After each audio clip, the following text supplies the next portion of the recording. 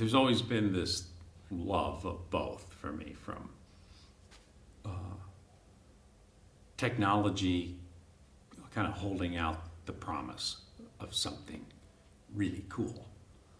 From the first time I animated or did story sketches on Fox and the Hound, this big bear fight with charcoal drawings, and my intention was I was going to animate that whole thing in charcoal, and because I just didn't want it to be cleaned up and painted. And Ub Iwerk's son Don was still at Disney, and he was suggesting we could put this onto photographic cells and you could actually have it that way. And it was like, yeah, that held out that promise. We didn't have time to do it, but I never lost that. Like, someday that's what this is going to be. And then when John Lasseter and I were working on this little Wild Things test, we could do the backgrounds, the geometric things in the computer, but the character, we couldn't animate that character in CG. So I animated it using all the perspective and everything in the background that John was working out. And we painted it to make it look like CG. And I was frustrated. I wanted to be able to do that in CG, but it was like, okay, well, that's another thing. It holds out the promise someday, but I'm going to have to wait. I'm not sure how that's going to happen. And ultimately, when I got down to Tangled, I didn't intend necessarily that was going to be a CG film. I had done a lot of drawings and showed it to Michael Eisner at the time, and he said, yeah, let's do this movie, but there's one thing, I just want you to make it in CG. And I said, well, Michael, do you like the drawings? And he said, I love them. I said, well, you can't do that in CG. And we had been making great advances in CG, particularly at Pixar, but I knew that there was something organic and rhythmic and beautiful in drawing that we just didn't have. And he said, well, Glenn, there's got to be a way to take what you love and hand-drawn and bring it into CG. And I thought it was such an honest challenge. I didn't feel like I didn't want to say no to that. It was like, well, maybe now is the time. And so I looked around me at that time at Disney, and there was this huge division between hand-drawn and CG. They didn't know each other. The programmers didn't know the animators didn't know the programmers. We didn't talk. You'd stand on an elevator going up, and you'd have this group over there, this group, and a huge silence in between. Distrust, animators afraid they're going to lose their job somehow. And I felt like I was sort of a traitor on the hand-drawn side, and also I didn't understand the CG side. So I thought, well, let's see if we can have a common ground. So we had a retreat called The Best of Both Worlds, where we went to Huntington Library out there in Pasadena with both groups, and just talked about, let's forget what's happening today, and let's talk about, if in the most ideal world, what would the perfect medium be? And as we discussed it, there was this blend of both, where drawing is part of the process and the sculptural quality, dimensional aspect of CG is married together. And it's like some kind of a tag team wrestling or something, where you're both involved in the process equally. And that's kind of like, that's still the goal to me. When I look at what John Cars did with Paperman, I see those train tracks getting closer and closer, and I see what Patrick Osborne has done with Feast, and I see there's this marriage that's happening, and I want to be part of that. But I wouldn't say that's just a problem for CG. It's also a problem for hand-drawn. At the beginning, you both sides make the same mistake, that you think it's about moving images.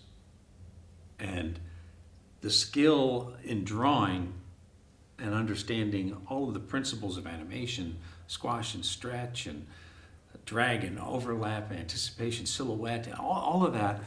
I remember thinking, as Eric Larson was explaining arcs to me and how everything moves in a beautiful arc, and he was drawing the lines and showing me.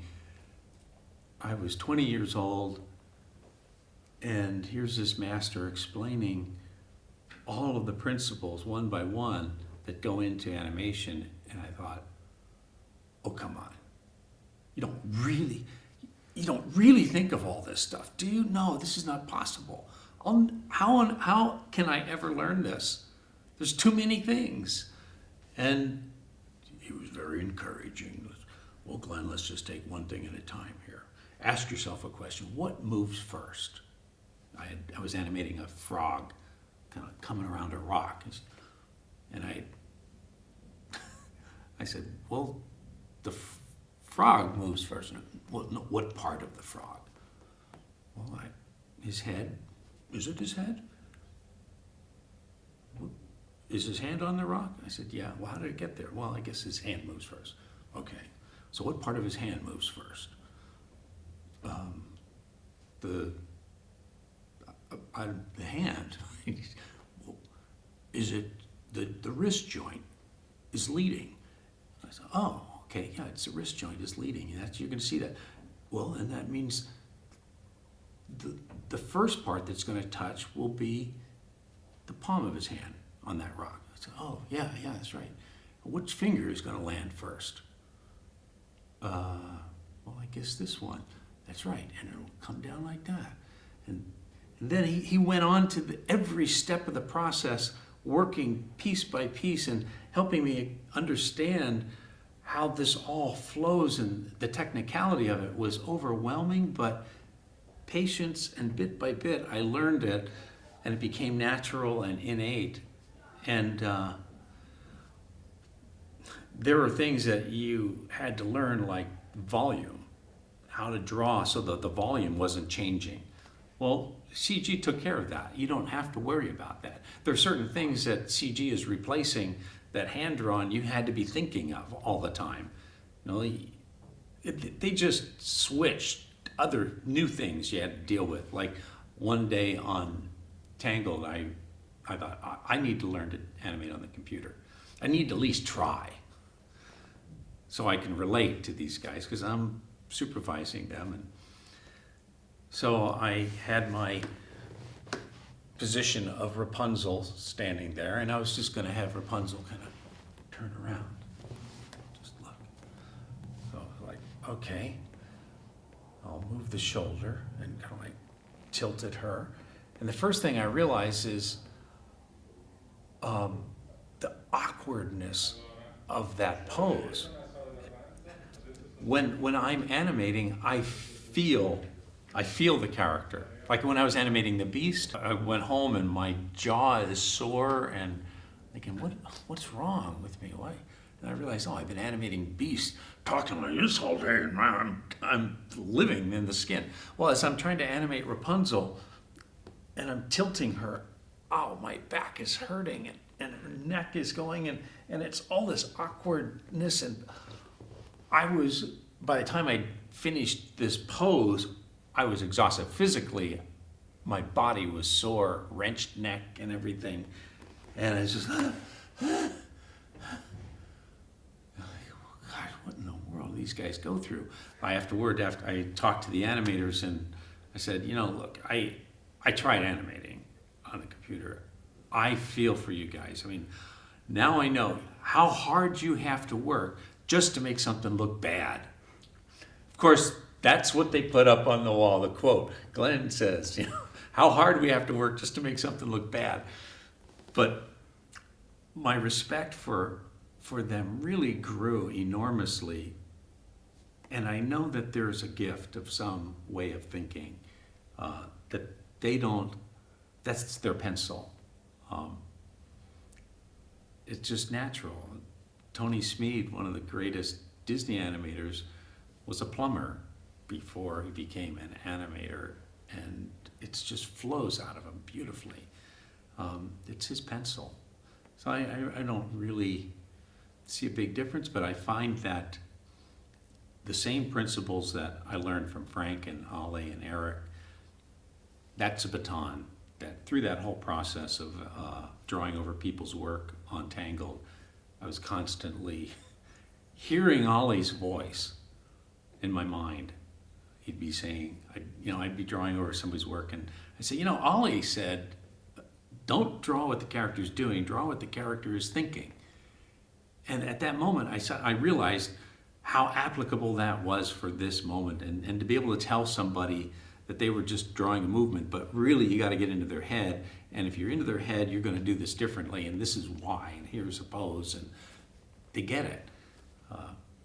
It's wonderful to see that information is transferable, and it will be on that train going down into the future forever.